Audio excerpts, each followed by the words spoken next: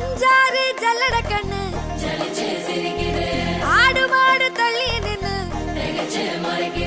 கோலக்காட்டு பொம்மை எல்லாம் தோக்கா திரியுது. தொக்கா போட்ட அக்கா பார்த்து காக்கா மிரளுது.